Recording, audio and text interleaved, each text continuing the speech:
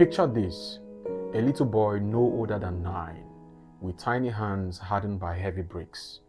A girl barely 12, bending over fields under the scorching sun instead of holding a pencil in class.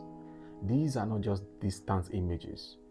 They are today's reality for millions of children across Africa and around the world. Childhood, the time meant for play, learning, and dreaming, is being stolen by the cruel grip of child labor.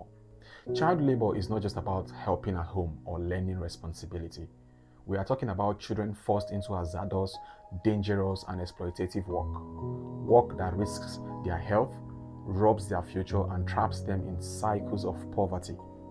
According to the International Labour Organization, over 160 million children worldwide are still in child labor. That's 1 in every 10 children you see around the globe.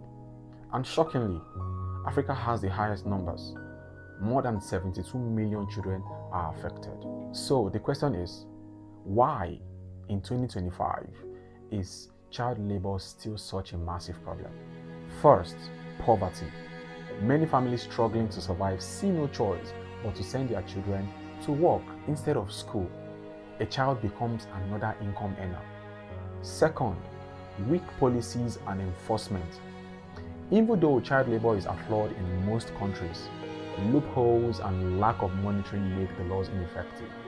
Many children remain invisible in informal sectors like farming, mining, or domestic work. And third, let's be honest, global supply chains, from the cocoa that sweetens our chocolates to the minerals inside our smartphones, children's sweat and tears are often hidden behind products we enjoy every day. The demand for cheap labor feeds into industries that turn a blind eye to exploitation. In Africa, the faces of child labor are everywhere. Young boys in the mines of Congo digging for cobalt. Children working in cocoa plantations in Ivory Coast and Ghana. Young girls and domestic workers in Nigerian cities, hidden away from the world. They are not just statistics. They are children, for Christ's sake, who should be in the classrooms, discovering their talents, building their futures. Instead, they are trapped in work that takes away their dignity and their dreams. Child labor is not just a childhood stolen, it's a society broken.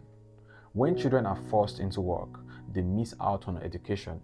Without education, they remain poor, and so the cycle continues. A poor child becomes a poor adult, raising another poor child. It is a wound that does not heal, generation after generation. But here is the truth. It doesn't have to be this way.